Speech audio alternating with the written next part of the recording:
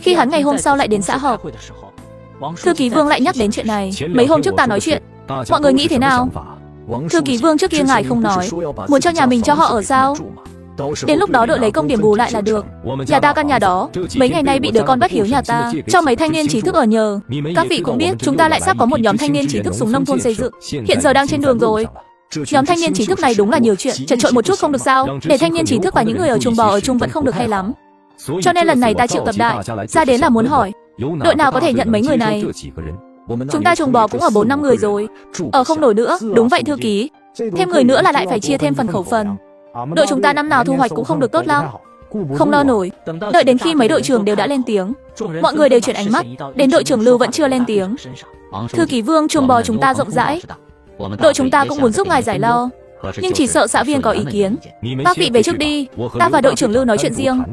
Mấy đội trưởng sợ rằng về sau bị ép cá người cho đội mình, mỗi người như mông bị lửa đốt, chạy rất nhanh. Lão Lưu à, ta cũng không giấu ngươi, lần này lại thả xuống mấy người nữa đến xa ta. Ta nhớ chuồng bò bên các ngươi là nhà của địa chủ trước đây để lại, ngươi xem có thể nhận hết không? Thư ký Vương, chuồng bò chúng ta rộng là rộng, nhưng đám người này đến quả thực là chiếm khẩu phần của chúng ta. Nhà nào nhà nấy đều không dễ dàng, xã viên sẽ có ý kiến. Thư ký Vương vỗ một cái lên bàn, làm đội trưởng Lưu giật mình. Hắn còn tưởng là mình tỏ vẻ khiêm tốn quá mức. Chỉ cần ngươi đồng ý nhận nhóm người này vào đội, ta sẽ giúp ngươi lo liệu. Tính là lão Vương ta nợ ngươi một ân tình. Đội trưởng Lưu chỉ đành khó xử gật đầu, nhưng trong lòng lại đang cười thầm, ân tình của thư ký xã đó không phải là người thường nào cũng có được. Vừa về đến làng, Hà thư ký liền đón lên, hỏi tình hình thế nào. Đội trưởng liền kể lại chuyện hôm nay cho Hà thư ký, và đắc ý nói thế nào. Ta thông minh chứ, nếu không phải là Cường, ngươi có thể nghĩ đến chuyện này không? Nghe được lời này, đội trưởng trong chốc lát mất tiếng, sau đó càng nghĩ càng thấy không ổn. Hắn dường như vẫn luôn đi theo lời Lạc Hưởng. Mắt nhắm mắt mở 2 ngày trôi qua, làng đập nước, 5 người bị thả xuống, khuôn mặt đờ đẫn đến thôn Đại Hà. Khi dân làng biết là người bị thả xuống, đều vội vàng bịt mũi tránh xa. Đồng thời, điểm trí thức thanh niên kia cũng đã có một nhóm thanh niên mới đến. Lạc Hưởng trông thấy Tần Chí Bình và Hứa Khiết, hai người đang nôn thốc nôn tháo không ngừng, nộ khí và căm hận trong lòng dường như muốn phá vỡ lồng ngực. Lạc Hưởng muốn đến giúp một tay. Hai vị trí thức thanh niên này nôn dữ dội như vậy, ta giúp họ dỡ xuống đi. Lạc Hưởng một tay nâng một gói hàng ném xuống đất. Một tiếng sạt vang lên, vật dụng trong gói hàng rơi vãi đầy đất. Ngươi không thể nhẹ tay hơn sao? Họ đâu phải ai cũng làm như vậy. Muốn trách thì trách gói hàng của ngươi không chắc chắn. Anh Tần Trí Thức, đừng thấy lạ, đồ đạc cũng không bị hỏng, dọn dẹp lại là được. Lạc Hưởng, người đi ăn cơm đi, chiều nay còn phải lên công trường. Lạc Hưởng gật đầu, vừa định về nhà mình, đôi bàn tay mềm mại nhẹ nhàng kéo vạt áo hắn. Người tốt, người có thể giúp ta dỡ hành lý xuống không? Ôn Tư Hòa, người tự mình không có tay sao? Tác giả của không lừa ta, toàn thân khí thế sắc bén, âm u, tiết lộ một vẻ hoàng dã, bất kham. Đây hoàn toàn là gu của ta anh. Cái nào là của ngươi? Ôn Tư Hòa chỉ vào 3 gói hàng lớn nhất ở trong cùng. Lạc Hưởng cầm gói hàng, đi qua bên cạnh Tần Chí Bình, cũng đụng phải hắn một cái, tránh ra, chắn đường rồi. Chí Bình ca ca, đừng nên so đo với kẻ thôn quê này. Chúng ta mau chóng dọn dẹp lại, về phòng nghỉ ngơi một chút đi. Đại đội trưởng, phòng ta ở, cái giường lớn đều sập rồi. Muốn hỏi một chút, trong đội ta có ai biết xây giường lớn không? Ta trả tiền học dùng đồ vật đổi cũng được. Nhiều người trong thôn đều biết xây. Bên cạnh điểm trí thức thanh niên của các người, Lưu Lạc Giang sẽ biết. Cảm ơn đại đội trưởng, lão Lưu lần này thật tốt anh. Chỉ có 4 nữ trí thức thanh niên, thông thường đều là nữ trí thức thanh niên nhiều hơn. Chúng ta phải cảm ơn Vương thư ký anh, vẫn là người trước kia tâm tư lanh lợi. Nếu không việc tốt này, làm sao có thể đến lượt chúng ta? Đêm hôm đó, Lạc Hưởng theo như lời hẹn trước, đến huyện thành đưa lương thực cho Tiểu Cường. Kết quả trở về, vừa mới đi đến sau nhà, thì thấy Ôn Tư Hòa buồn chán dựa vào tường. Lưu đồng chí, ngươi trở về rồi, ngươi muốn làm gì? Nhìn Ôn Tư Hòa trên mặt mang vẻ, ta phát hiện bí mật của ngươi rồi. Biểu cảm, Lạc Hưởng nghĩ đến, nếu như nữ nhân trước mắt là chướng ngại vật của hắn, thì hắn không ngại đưa nàng đi làm bạn với Lưu Bình, hoặc nhốt vào không gian cho sói ăn. Tối hôm qua ngươi ra ngoài, ta nghe thấy động tĩnh rồi, có chuyện gì cứ nói thẳng. Ôn Tư Hòa cảm thấy mình không thể làm cho thiếu niên trước mắt sợ hãi, chỉ là cười nói, ngươi có thể giúp ta làm 2 cái ghế nhỏ và cái bàn không? Trong phòng ta không có gì cả. Đại đội trưởng đã nói với ta ngươi biết làm những thứ này. Cầu xin ngươi. Lạc Hưởng ánh mắt lạnh xuống. Trong thôn căn bản không ai biết hắn biết làm mộc. Món nghề này của hắn là sau này đi theo người khác học. Lạc Hưởng toàn thân tỏa ra vài phần lạnh ý, trực tiếp kéo Ôn Tư Hòa vào trong sân. Sau đó liền bóp lấy cổ thon dài, mảnh mai của hắn. Ta không quản ngươi từ nơi nào biết được, lại là mục đích gì? Tóm lại một câu, đừng đến trêu chọc ta. Ta cũng không nói gì cả, cũng sẽ không đi tố cáo ngươi. Ngươi kích động như vậy làm gì? Ra ngoài, tự đắc dùng mưu kế, bày tỏ tình cảm, nhưng lại bị nữ tử xuyên thư đến liên tục vạch trần. Cuối cùng chỉ có thể liên tục giá khóc, bán thảm để đối phó. Ngươi và hắn ăn cơm chưa? Chưa thì ta nấu cho ngươi một bát. Ngươi bây giờ nấu, ta khi nào mới có thể ăn được? Không thì bác của ngươi cho ta ăn đi. Ta không ghê tởm ngươi. Ha ha, ta cũng là tốt bụng ngươi. Khiết Khiết cũng lo lắng ngươi không ăn cơm sẽ đói.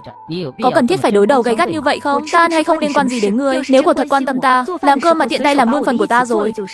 Cần gì ngươi ở đây giả vờ hiểu biết mà nói làm thêm một phần nữa. Chờ ngươi làm xong thì xe châu đi huyện cũng đi hết rồi. Ta đây mà đi làm. Chờ ngươi làm xong người ta cũng tan sợ hết rồi. Ha ha, xin lỗi, là ta nhiều chuyện rồi. Ôn Tư Hòa tạ lỗi. Ta mắng ngươi, đồ ngốc nghếch. Ôn Tư Hòa kéo Ngô Vũ đi về phía trước, không còn để ý đến hai người phía sau đang giận dữ. Tần Chí Bình vì an ủi Hứa Khiết đang ủy khuất, mất không ít thời gian.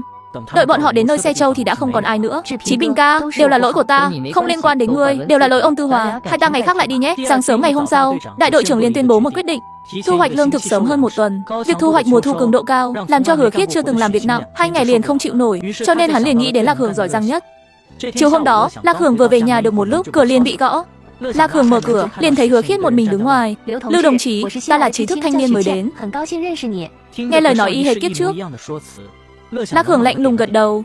Có việc gì sao? Từ nay về sau chúng ta là hàng xóm rồi. Đây là ta mang từ nhà đến, cho ngài ăn. Không cần. Kiếp trước ta lại bị thủ đoạn thấp kém như vậy, làm cho một nữ nhân muốn làm gì thì làm, quả thật là buồn cười lại đáng thương.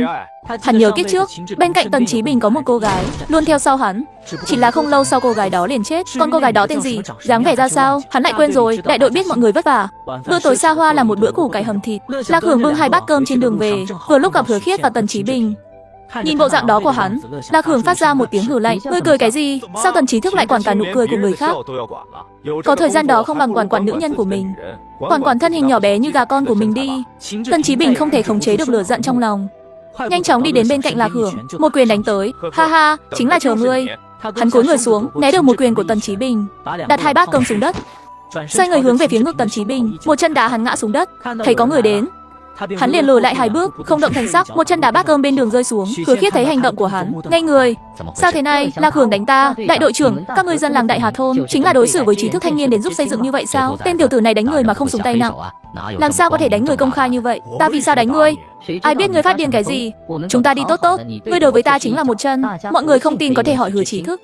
Đúng là Lưu đồng chí đá Tần Trí Thức ngã xuống đất.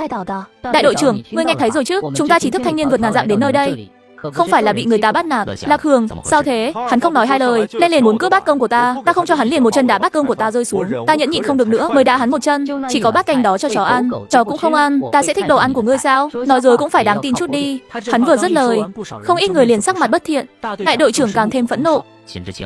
Ngươi xem thường đồ vật, nhưng lại là khẩu phần ăn tối của mọi người. Chẳng cần ngươi bỏ ra một đồng nào, đại đội bỏ tiền ra làm. Ngươi không muốn ăn thì có thể không đến, đừng nói những lời này ở đây. Dù sao ta cũng sẽ không thèm ăn cơm của hắn, cũng sẽ không giành giật với hắn. Đại đội trưởng, thu hoạch mùa thu, mọi người khó khăn là mới được thấy chút ít đồ mặn. Ai nỡ lòng nào mà ném bát thịt xuống đất? Đúng vậy, ta còn muốn liếm sạch cả đáy bát nữa là. Chỉ là về nhà thêm chút miến và rau thì lại đủ cho cả nhà ăn rồi. Mọi người hãy tản ra đi. Chuyện của Tần Chí Bình rõ như ban ngày, là ngươi làm đổ cơm của Lạc Hưởng, hắn ta mới đánh ngươi. Điều này rất công bằng. Sao hắn ta nói gì các ngươi lại tin ấy? Ngươi không nghe thấy lời Hứa Khiết Chí Thanh vừa nói sao? Nói gì? Từ khi Tần Chí Thanh đến, tại điểm Chí Thanh ta nói chuyện với ngươi không quá 5 câu. Ta vô cớ hầu hạ ngươi làm gì? Cơm ngươi không muốn ăn, lại là thứ mà dân làng mong mỏi. Ngươi dọn cơm của ta, ta dọn cơm của ngươi, chẳng phải rất bình thường sao? Hay là Tần Chí Thanh cảm thấy ta đáng bị dọn cơm cho ngươi? Không cho ngươi, ngươi dọn cơm đi ta cũng chẳng nói gì, đúng không? Lời của Lạc Hưởng khiến một đám người không nói gì mà nhìn Tần Chí Bình. Hắn ta không thể biện bạch, sắc mặt bất thiện mà đi về phía đại đội bộ. Đại đội trưởng vẻ mặt sâu xa nhìn Lạc Hưởng. Hắn ta không tin lời tên nhóc này nói. Sau khi thu hoạch mùa thu xong, Ôn Tư Hòa để tạ ơn Lạc Hưởng đã giúp hắn xây lò sưởi, đặc biệt là một bữa ngon để bày tỏ lòng biết ơn. Chỉ là khi đi gọi Lạc Hưởng, mọi người khác đã lên bàn trước rồi. Tần Chí Thanh không biết các ngươi ngồi đây làm gì. Đây là cơm của các ngươi sao? Ôn Chí Thanh, đây là cơm của chúng ta ngồi đây chẳng phải là điều nên làm sao?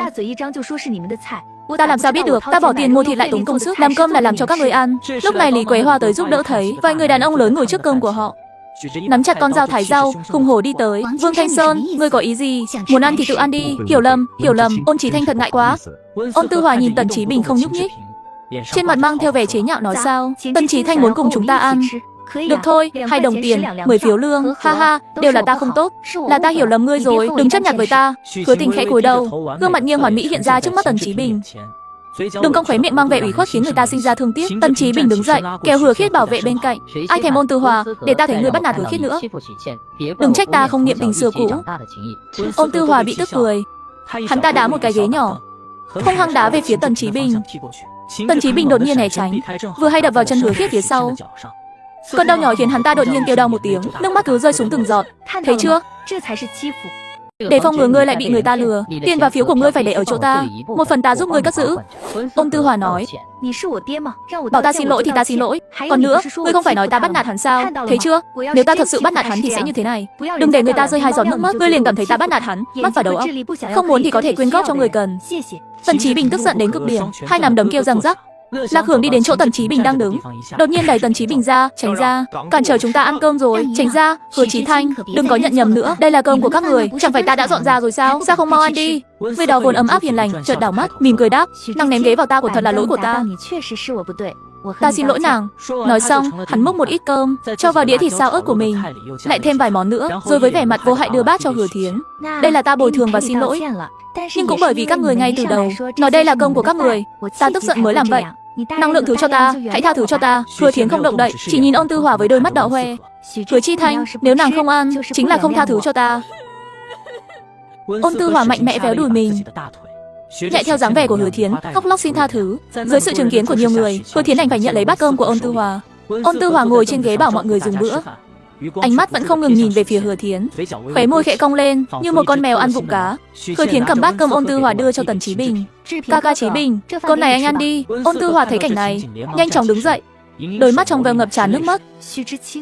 Nàng vẫn chưa tha thứ cho ta sao? Làm sao có thể chứ? Dù nàng đối với ta thế nào, ta đều sẽ tha thứ cho nàng. Nàng biết mà, ta luôn xem nàng như em gái ruột. Vậy thì tôi sẽ lấy cơm cho nàng để xin lỗi nhé. Sao không ăn à? Dưới ánh mắt đầy hy vọng của Ôn Tư Hòa, hắn không còn cách nào khác, chỉ đành cắn răng gật đầu ăn hết bát cơm đó. Nhưng chưa được bao lâu, bên kia liền truyền đến tiếng ho của Hứa Thiến. Thiến, không sao chứ? Không sao, ca Chí Bình, em không ăn được cay lắm. Tần Chí Bình vừa định đưa tay nhận, liền nghe Ôn Tư Hòa hô lên. Tần Chí Bình, đó là cơm ta đặc biệt chuẩn bị để xin lỗi Hứa Chi Thanh. Ngươi lại tham ăn như vậy sao? Không trách trước đó lại tranh giành cơm của người ta. Hơn nữa, đó là cơm Hứa Chi Thành đã ăn, ngươi nhận rồi thì ăn đi, không thể quá thân mật sao? Trước đó còn nói, Hứa Thiến là em gái từ nhỏ cùng lớn lên với ngươi. Hành động này của ngươi không được giống lắm, ta chỉ gắp một đũa, chưa đợi đến phần còn lại. Ha ha, ngươi không biết sao? Từ nhỏ đến lớn đều là ca Chí Bình che chở cho chúng ta. Bây giờ sao ngươi lại nói hắn như vậy? Ta và anh trai ruột cũng không thân thiết đến mức ăn chung một bát cơm. Hứa Chí Thanh, ngươi đừng lãng phí nhé, lãng phí là hành sau đáng xấu hổ. Hứa Thiến bất lực, chỉ đành rưng nước mắt ăn hết một bát ớt cay. Ha ha, sao ngươi lại bắt nàng ấy ăn hết bát cơm đó? Hứa Thiến không ăn được cay, ăn ớt là miệng sẽ sưng lên. Còn một chuyện Ôn Tư Hòa không nói, đó là Hứa Thiến ăn cay, không chỉ miệng sưng, phần dưới cũng sẽ sưng đỏ. Nhân cơ hội mới cơm, Ôn Tư Hòa lại nhờ Lạc Hưởng làm 2 cái tủ. 3 ngày sau, làng bắt đầu chia thóc gạo. Hứa Tình thấy Lạc Hưởng được chia nhiều thóc gạo, lại bắt đầu nảy sinh ý đồ. Đồng chí Lưu, người thật giỏi kiếm tiền, chia nhiều thóc gạo như vậy, cả năm không cần lo lắng rồi. Có chuyện gì sao? Hứa Tình vẻ mặt bị tổn thương, đôi mắt trong chốc lát ngập nước mắt. Người đàn bà này thật giả tạo. Lạc Hưởng làm việc phải đóng cửa. Hứa Thiến vội vàng dùng tay ngăn lại. Tôi thấy người làm tủ cho Ôn Chi Thanh rất tốt, có thể làm cho tôi 2 cái không? Nhưng giá của Ôn Chi Thanh đưa ra không thấp, muốn có tủ giống vậy, người cũng phải đưa ra giá tương tự. Đồng chí Lưu, anh xem chúng ta đều là hàng xóm, nói đến tiền thì tổn thương tình cảm rồi. Ta với người có giao tình gì đâu. Người trong làng làm hòm, đóng phản, ai chẳng phải bỏ tiền, không lấy vật đổi, chỉ có mặt mũi người lớn mà thôi. Mở miệng là muốn hưởng thụ không mất phí, âm thanh hơi lớn một chút, dẫn đến việc được bảo khẽ lại. Mấy người đang phơi nắng trong sân đều chạy đến như ông vỡ tổ. Làng chúng ta ít biết chuyện, không biết các trí thức thành phố các người yêu cầu người khác làm đồ vật, không lấy vật đổi, lại lấy tình cảm ra nói chuyện. Hữu Lưu, chắc người hiểu lầm điều gì rồi, chúng ta sẽ không chiếm tiện nghi của dân làng. Ngay lúc ấy, Tần Chí Bình nghe thấy tiếng động cũng chạy tới. Thanh, chuyện gì thế? Hứa Khiết thấy Tần Chí Bình, nước mắt không kìm được cứ tuôn rơi lại chã. Khốn nạn thay, kiếp trước ta làm sao không phát hiện, người đàn bà này lại trà xanh như thế. Hữu Lưu, sao ngươi lại đứng đó? Ta không bắt nạt nàng, đừng gán cho ta tội danh, gán tội lung tung, đánh đập thì không ai quản. Ca Chí Bình, đừng trách Hữu Lưu, ta thấy tay nghề của Hữu Lưu tốt, cái hòm làm cho Hòa rất chắc chắn và đẹp, liền nghĩ nhờ anh ấy giúp chúng ta cũng làm một cái. Ta cũng không nói không cho tiền, chỉ là nghĩ chúng ta là hàng xóm láng giềng, có thể bớt một chút không? Hứa Khiết nói ra vẻ oan ức đáng thương, giả vờ vì Tần Chí Bình mà suy nghĩ. Tần Chí Bình cảm động nhìn Hứa Khiết. Chủ nghĩa nam quyền lập tức nổi lên, nếu Khiết thích hòm do người làm, bao nhiêu tiền, người báo giá đi, ta làm cho 2 cái hòm 10 đồng. Ngay cả mời người thợ lành nghề cũng không cần giá này. Tay nghề của Hữu Lưu không hề thua kém người thợ lành nghề. Hơn nữa người ta dùng đều là gỗ tốt, còn làm cả bàn ghế, quét dầu thông nữa. Ta còn thấy cho 10 đồng lại ít nữa là đằng khác. Sao Tần Trí Thức lại không có tiền nhỉ? Vậy mà không đủ tiền sao? Ai nói ta không có tiền? Làm theo hòm bàn của anh ấy 2 bộ. Nói xong, anh ta rút từ túi ra 20 đồng. Ôn Tư Hòa giật lấy 20 đồng đó, đưa vào tay Hữu Lưu. Vậy thì cảm ơn Tần Trí Thức. Cửu Lưu, người nhất định phải làm cho Tần Trí Thức và Hứa Trí Thức trò tốt một chút nhé, đừng phụ lòng của Tần Trí Thức. Nhất định sẽ làm cho hai người một cái hòm rất tốt. Tần Chí Bình nhìn 20 đồng bị lấy đi, hối hận không thôi, nhưng vì thể diện vẫn phải cố gượng, biểu hiện ra vẻ bình tĩnh. Ta đi lên núi chặt củi. Mọi người cứ tự nhiên, cảm ơn ca ca Chí Bình. Nếu không có anh, em cũng không biết phải làm sao. Em nói Hoa Hoa có phải bị lừa không? Người bình thường làm cái hòm nào lại đắt thế? Giờ làm cho chúng ta cũng phải bỏ ra nhiều tiền như vậy. Hoa Hoa chính là người có tâm hồn thuần khiết. Ôn bá phụ Ôn bá mẫu chắc đã cho cậu ấy khá nhiều tiền. Hy vọng về sau cậu ấy không bị lừa nữa. Hứa Khiết ra vẻ lo lắng cho Ôn Tư Hòa, nhưng lại âm thầm nhắc nhở Tần Chí Bình, Ôn Tư Hòa có rất nhiều tiền. Theo hiểu biết của họ về Ôn Tư Hòa trước đây, chỉ cần Tần Chí Bình hạ thấp thân phận, dỗ dành một chút, gọi một cái, Ôn Tư Hòa sẽ như chó vây quanh. Em nói đúng rồi, Ôn bá mẫu bảo ta giúp đỡ chăm sóc Tư Hòa. Ta không thể cứ nhìn cậu ấy bị người ta lừa như vậy. Anh ta bước chân nhanh nhẹn. Ngay khi Ôn Tư Hòa sắp vào điểm trí thức, gọi cậu ấy lại. Ôn Tư Hòa, mẹ cậu bảo ta giúp đỡ chăm sóc cậu. Ta suy nghĩ rất lâu, thời gian này ta thực sự đã bỏ qua cậu, cho đến khi cậu bị lừa mà cũng không phát hiện. Về sau ta sẽ chú ý nhiều hơn. Ôn Tư Hòa cứ đứng đó im lặng, không nói một lời. Cậu ta muốn xem tên đàn ông này có thể nói ra những lời không biết xấu hổ đến mức nào. Tần Chí Bình nhìn Ôn Tư Hòa không nói gì, vẫn tưởng rằng hắn tự mình cảm động, lại tiếp lại cố mà nói, để phòng ngươi lại bị người lừa gạt. Tiền bạc và phiếu của ngươi nhất định phải đến nơi ta, một phần ta giúp ngươi cất giữ. Tát một bãi nước tiểu soi lại chính mình, xem chính mình có bao nhiêu buồn cười. Lần sau trước khi nói chuyện thì vận dụng đầu óc, chớ để người ta tưởng là người nào đó thần kinh có vấn đề. Tại nơi đó phô trương thanh thế, thật là con bò cái nhỏ ngồi máy bay, bá đạo mang theo sấm sét. Ngươi đại ngu si. Ôn Tư Hòa đều lời đến không muốn để ý hắn nữa, xoay người bước lớn mà đi. Ca ca Chí Bình, chắc chắn là Hòa Hòa cảm thấy chúng ta đi quá gần nên giận dữ. Ngươi nhiều hơn an ủi một chút là tốt rồi, đều là ta không tốt, để Hòa Hòa hiểu lầm, không liên quan đến ngươi, là hắn không biết tốt. Đợi hắn ngày nào đó bị người lừa hết sạch, cậu ta cũng vô dụng chi vật, để ngươi đem tiền bạc trong tay Ôn Tư Hòa dụ dỗ lại đây. Ngươi một bộ dáng ra lệnh cho người khác xem cho ai chứ? La Khưởng dùng 2 ngày thời gian làm xong cái tủ, rồi từ cái hộp bà nội hắn để lại, lấy ra một cái bình nhỏ bằng sứ, bên trong đặt hơn 10 viên thuốc nhỏ màu đỏ. Không phải bảo ta làm tủ sao? Là chán ghét chính mình giặt quá chậm sao? Hắn đem lớp sáp bên ngoài viên thuốc bỏ đi, đem vào 2 cái ngăn nhỏ bí mật của 2 cái tủ nhỏ, đều nhét vào một viên thuốc. Đợi chia thóc xong, người trong thôn hoàn toàn nhàn rỗi, liền tổ chức lên núi nhặt chút của dại củi lửa, dùng để qua đông. Lạc Hưởng ngày này ở trong núi đi, liền nhìn thấy một người đàn ông độ 30 tuổi ở nơi đó khóc. Người đàn ông nhìn thấy Lạc Hưởng, liền như nhìn thấy rơm cứu mạng. Cậu trai cầu xin người giúp đỡ, cứu thầy của ta đi. Lạc Hưởng nhanh chóng đi tới, phát hiện là một người đàn ông rơi vào cái bẫy. Ngươi thế nào? Người đàn ông trong bẫy ngẩng đầu lên, trên mặt đầy vẻ đờ đẫn. Hắn chậm rãi lắc đầu. Thầy, ngươi buộc dây thừng vào eo, chúng ta kéo ngươi lên. Cậu em trai, ngươi giúp đỡ một chút đi. Chúng ta hôm nay tìm được mấy quả trứng chim đều cho ngươi. Cầu xin ngươi giúp đỡ một chút đi. Lạc Hưởng gật đầu, chỉ thị cho nam tử tới giúp đỡ. 2 người hợp lực, cuối cùng cũng kéo người đàn ông trong bẫy lên. Thầy, ngươi không sao chứ? Ta cậu ngươi đi xem thầy thuốc, trước tiên với cậu em trai tạ ơn. Đúng, đa tạ ngươi cậu em trai. Ta xem lão tiên sinh không bị thương đến xương cốt, ta có thể giúp ngươi một chút. Ta sao? Ta cái mạng rẻ tiền này. Nói xong Lạc Hưởng liền bắt đầu giúp hắn xử lý vết thương. Vài phút liền băng bó tốt. Tốt rồi, chú ý một chút, đừng quá dùng sức để vết thương lại lần nữa nứt ra. Đa tạ cậu em trai ân cứu mạng. Chính là bây giờ, cũng không có vật gì quý giá có thể báo đáp. Về sau có việc gì cần chúng ta làm, ngươi cứ việc nói. Nhưng lời còn chưa dứt, hắn lại tự giễu cười một tiếng. Chúng ta thân phận hiện tại này, vẫn là không nên dính dáng là tốt. Lạc Hưởng trong lòng một trận chua xót.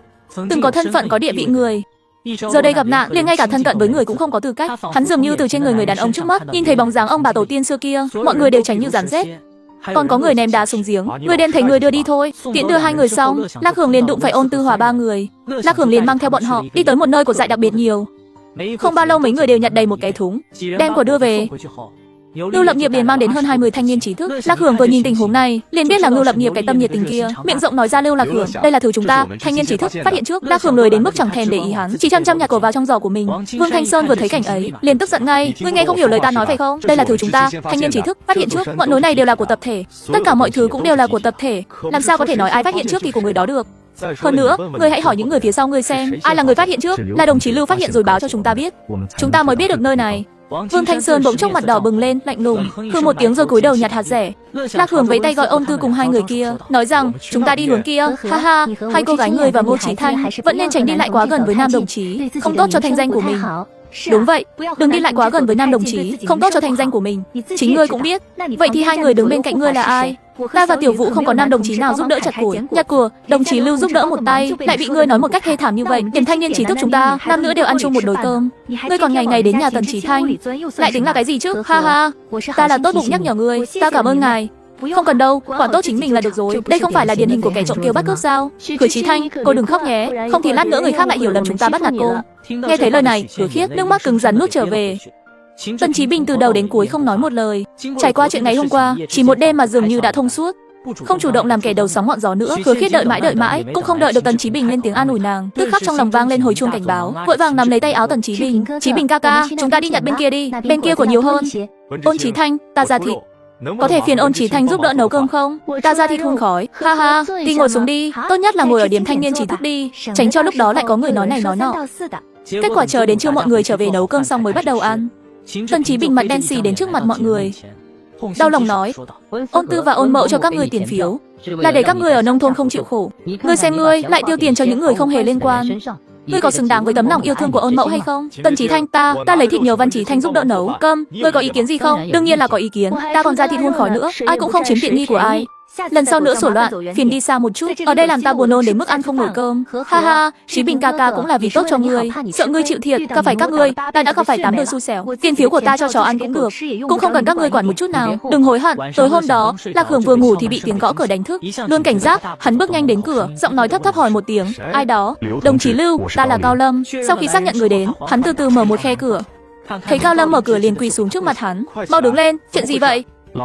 Thầy bị sốt cao, thân phận chúng ta, trong thôn có ai chịu đưa chúng ta đến bệnh viện đâu. Có thể cầu xin ngài đi lấy chút thuốc hạ sốt không? Trong nhà chỉ còn lại một mình thầy không thể chết ở nông thôn nữa. Ta đi bệnh viện huyện lấy thuốc hạ sốt. Ta có nước đường đây, ngươi cho thầy uống một chút. Nói xong, hắn quay trở lại phòng, lấy ra cái bình nước quân dụng, đã cho vào trong đó một ít nước suối linh khí. Cao Lâm lại làm bộ muốn quỳ xuống, Lạc Tường vội vàng giữ chặt ông ta. Nam nhi quỳ gối có vàng, các vị chỉ là khi bệnh tật mới lâm vào hoạn nạn.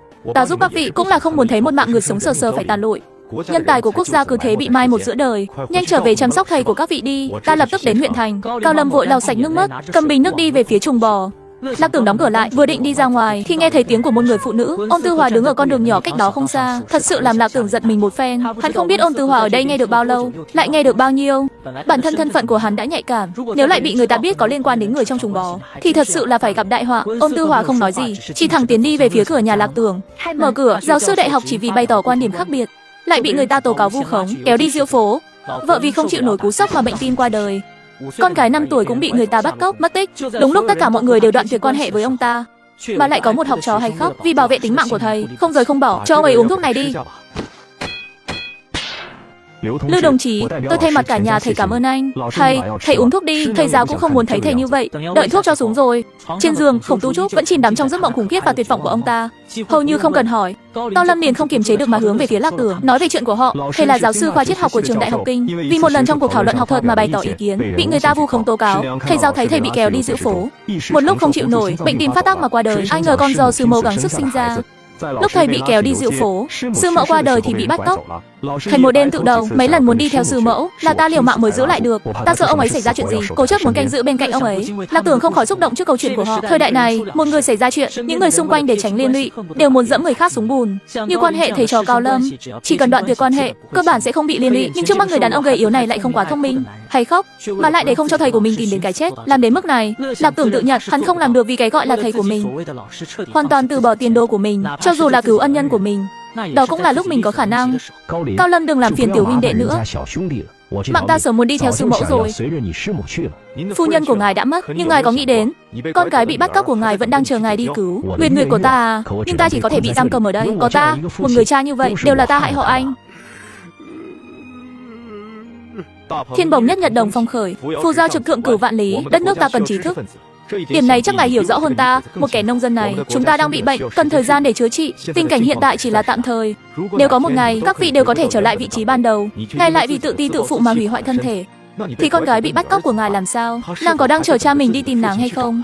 Lời của Lạc Tưởng như một chiếc búa tạ nặng nề nện mạnh vào trong lòng Khổng Tu Trúc, đập tan lớp vỏ mục nát, để chút ánh hào quang le lỏi vào. Cao Lăng thấy thầy mình lại vực dậy tinh thần, cũng vui mừng rơi lệ. Hiện giờ chúng ta chẳng có gì trong tay, tấm ân cứu mạng của ngài, con không biết làm sao đền đáp. Những quả trứng trên rừng này, ông nhất định phải nhận. Những quả trứng này hãy giữ lại để bồi bổ thân thể cho Khổng tiên sinh. Nói xong, Lạc Hưởng cũng không chờ hai người từ chối, liền bước nhanh ra ngoài. Cao Lân định gọi Lạc Hưởng lại, nhưng giật mình nhận ra lúc này đã khuya, nếu bị người ta thấy họ quà lại, em rằng sẽ hại Lạc Hưởng.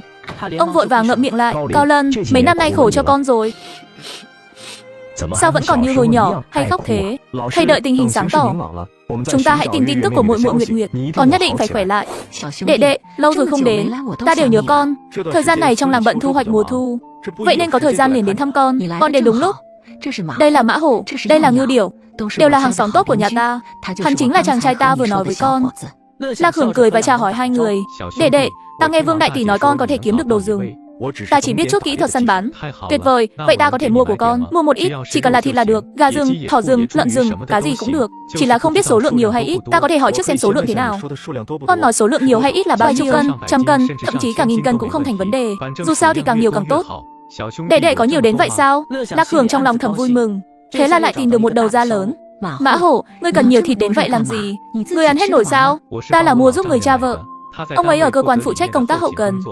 Hiện nay cung ứng căng thẳng, nhiều người nửa năm cũng không ăn được chút thịt. Ta liền nghĩ xem có thể giúp cha vợ giải quyết chút khó khăn. Mã ca, số lượng thì không thành vấn đề, nhưng người cũng biết, tuy trong núi đồ rừng rất nhiều, nhưng đều thuộc về tập thể. Ta lấy đồ rừng bán cho nhà nước, chẳng phải thành đầu cơ trục lợi sao? Điều này không tính là đầu cơ trục lợi. Hiện nay mỗi công xã đều có điểm thu mua. Cơ quan của cha vợ ta cũng có quyền tự chủ mua sắm súng nông thôn. Điều này nhiều nhất cũng chỉ là vật tư ngoài kế hoạch. Nếu ngươi thực sự không yên tâm, ta sẽ cấp cho ngươi một giấy chứng nhận mua hàng. Nghe được lời này khiến Lác Hường vui mừng khôn xiết. Có giấy chứng nhận mua hàng thì sau này không sợ bị kiểm tra. Vậy ngươi cho ta địa chỉ cơ quan của họ. Đợi lần sau săn được đồ rừng, ta sẽ mang đến. Lác Hường từ biệt Mã Hổ rồi, cầm phiếu đổi được từ chợ đen, liền đến cửa hàng bách hóa quốc doanh. Xe đạp, ta có thể thử không? Thử cái gì? Nếu làm hỏng thì ngươi đến sao? Đồ đắt tiền như vậy ta phải thử xem chứ. Nếu không thể đạp thì sao? Ngươi muốn mua thì lấy tiền và phiếu ra, không mua thì tránh ra chỗ khác. Đừng đứng đây ảnh hưởng đến người khác.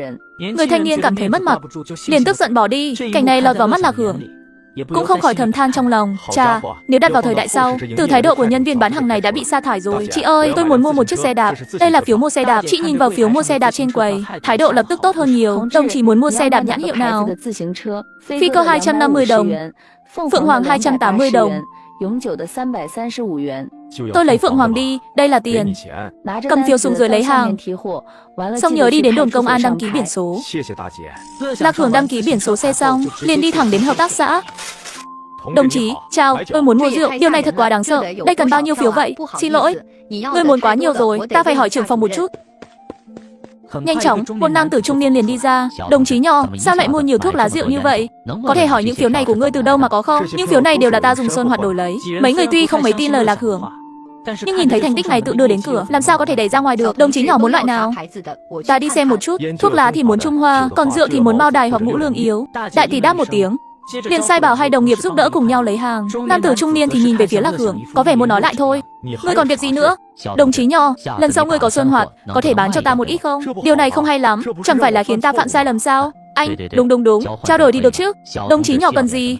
Ta lúc đó sẽ dùng đồ vật đổi với ngươi. Các người cung tiêu sẽ còn thiếu thì không? Thời buổi này nhà nào chẳng thiếu. Cung tiêu sẽ càng bị mọi người để mắt tới, chúng ta càng phải làm gương.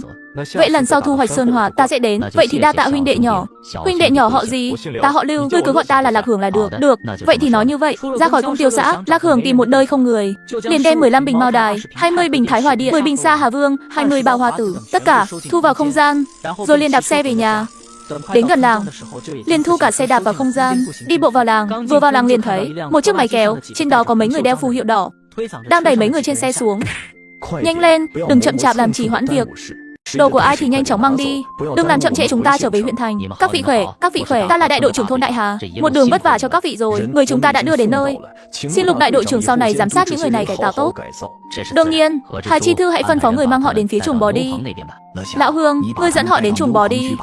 Lác Hường dẫn họ đến chuồng bò, không lập tức rời đi, mà tỉ mỉ nhìn ngắm ân nhân của tổ tiên mình. Nhưng vừa nghĩ đến lát nữa sẽ ở trên sân lớn, đối với những người này tiến hành phê bình, trong lòng Lác Hường sự xúc động được gặp lại ân nhân cũng nhạt đi vài phần. Nhưng khi hắn nhìn thấy Đại Niêu, Tiểu Niêu đi theo xem náo nhiệt, hắn liền ánh mắt lóe lên, nảy ra chủ ý, liền dùng ý niệm từ không gian lấy ra một ít máu lợn rừng, bôi lên áo. Sao vậy Lác Hường ca, ngươi chảy máu rồi? Đây không phải máu của ta. Vừa rồi đại đội trưởng bảo ta đưa những người bị hạ xuống đây, trong đó 2 người lớn tuổi không biết vì sao họ còn khạc ra máu, ước chừng là lúc đó không cẩn thận dính phải. Vậy lát nữa ngươi dùng xà phòng rửa sạch đi, ta lần trước dùng cái ngươi dùng ở nhà rửa tay còn thơm nữa. Ta lấy đường đổi củi của các ngươi, cho các ngươi không đủ, ta lại đi nhặt thêm. Điển trí thức thanh niên. Ôn tỷ tỷ biết chứ, cô ấy bảo ta giúp đỡ lấy củi, đường này đều là của cô ấy. Các ngươi có thể gọi bạn bè mình cùng nhau, một bó củi 1 viên kẹo, lát nữa đưa đến nhà ta là được. Đại Niêu, Tiểu Niêu cùng gật đầu, rất lấy kẹo, chạy vù vù vào làng. Đến chưa ăn cơm, Hà Chi Thư liền từ trong miệng cháu gái nhỏ của mình nghe nói một việc. Ông nội, mấy người mới bị phân đến, thân thể đều không được tốt lắm, còn có người nôn ra máu nữa, ước chừng đều không sống nổi. Thư ký Hà nghe vậy, há chẳng kinh hãi, cơm cũng không kịp ăn, liền vội vàng đi tìm đội trưởng. Lão Lộ, anh lão Lộ, Không hay rồi, không hay rồi. Mấy người mới phân đến đeo nôn ra máu cả. Này, người ta sao lại bị hành hạ đến thế này được? Ta còn tưởng chuyện gì to tát. Lão Đồ Anh, ngươi nói, mấy người này nếu mới đến được mấy ngày đã, thì trên ấy chẳng phải tìm đến chuyện của đội trưởng ta sao? Vậy ngươi nói làm sao bây giờ? Chiều nay chẳng phải có đại hội đấu tố ở sân lớn sao? Ta cứ làm cho có lệ là được rồi. Đừng để cho xã viên thật sự ném rau dưa gì đó. Không thì thật sự xảy ra chuyện gì, đội tiên tiến của ta mất đi thì thiệt thòi lớn rồi. Vậy ta có nên tìm một bác sĩ Trần Đất không, cho họ xem bệnh? Ngươi không phải nói điều nôn ra máu sao? Mời bác sĩ Trần Đất không tốn tiền anh. Tiền này ai ra? Chẳng lẽ đội ra sao? Không thì mấy ngày này ta cứ không sắp xếp việc cho họ, để họ nghỉ ngơi. Hơn nữa, phía Trùng Bò đều là nhà trống. Đừng nói đến phản, ngay cả giường cũng không có. Mà sắp đến mùa đông rồi, ta chẳng lẽ để cho họ ngủ dưới đất sao? Nếu bị đông chết thì tính sao? Được rồi, để họ tự lên núi cưa gỗ, dùng ván gỗ đóng thành giường. Ta cũng coi như đã hết lòng rồi.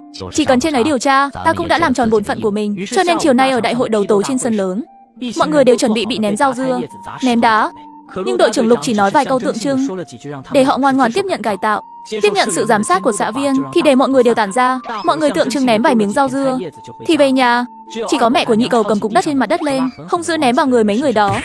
Thấy tình hình này, đội trưởng lập tức nổi giận. Mẹ nhị cầu nói, tản ra rồi mà ngươi còn dùng cục đất ném người sao? Ném chết người thì ngươi chịu trách nhiệm sao? Không phải đấu tố sao? Những năm trước đấu tố chẳng phải đều ném rau dưa gì đó sao? Trước kia đấu tố địa chủ Phú Nông, ta ném đá cũng không ai nói gì. Bây giờ sao lại không được? Nhanh về nhà hưởng thụ an nhàn đi. Trong đám đông ánh mắt lóe lên vẻ hung ác. Địa chủ Phú Nông ném đá, vết sẹo trên trán bà, xem ra chính là con đàn bà hôi thối này ném. Ngày hôm sau sáng sớm, trong thôn liền truyền ra, mẹ nhị cầu tối hôm qua đi vệ sinh, một chân té xuống hồ xí,